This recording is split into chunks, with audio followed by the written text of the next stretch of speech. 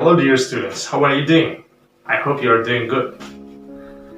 Can you name me one of the most ancient methods of teaching foreign language? Grammar translation method.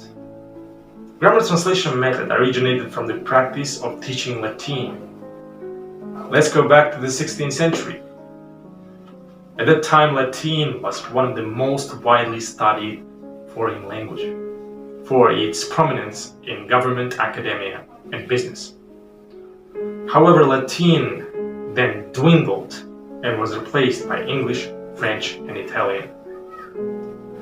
After the decline of Latin, the purpose of its learning in schools has changed. Previously, students had learned Latin for the purpose of communication, but it came to be learned as purely academic language. When teachers started teaching other foreign languages in the 19th century, they used the same grammar translation-based approach as it has been used in teaching Latin. But this method was widely criticized for its shortcomings.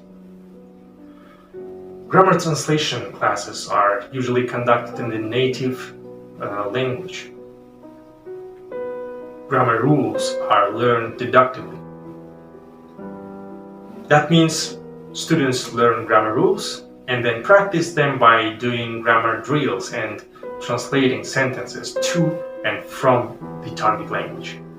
More attention is paid to the form of the sentences being translated than to their content. More advanced level students may translate entire texts word by word from the target language. Tests in grammar translation method often involve classical texts, literary texts. There is usually no listening and speaking practice, and very little attention is paid on pronunciation or any communicative aspect of the language.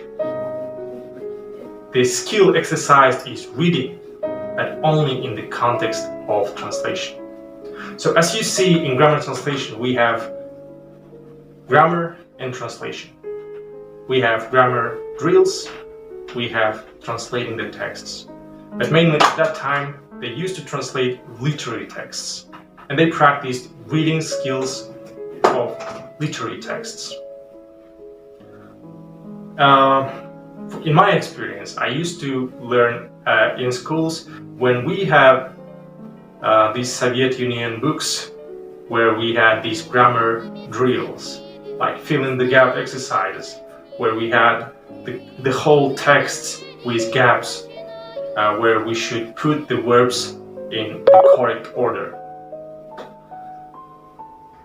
Let us look through the examples of grammar drills and grammar translation method. Упражнение 1. Вставьте артикль, где необходимо. Я уже вписала в свободные пробелы артикли. Там, где не нужно ставить артикли, я поставила крестики. Первое. This is a pen, that is a pencil.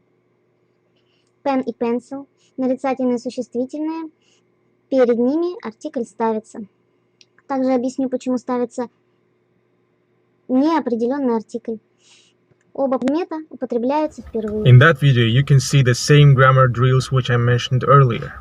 And teacher explains the grammar and the sentence structure using the mother tongue. Grammar is taught by comparing, finding differences and similarities with the mother tongue. This method used teacher-centered approach. Teacher was the authority in the classroom and provided tasks, content, and material, and also gave feedback and correction. The learners didn't have a chance to have conversation in the target language. In fact, at that time, in grammar translation method, there was no necessity to speak with the foreigner.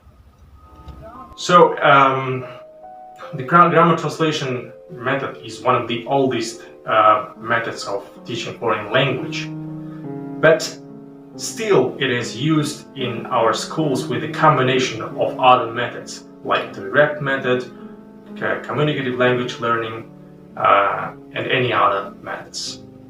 and I will speak about them next time.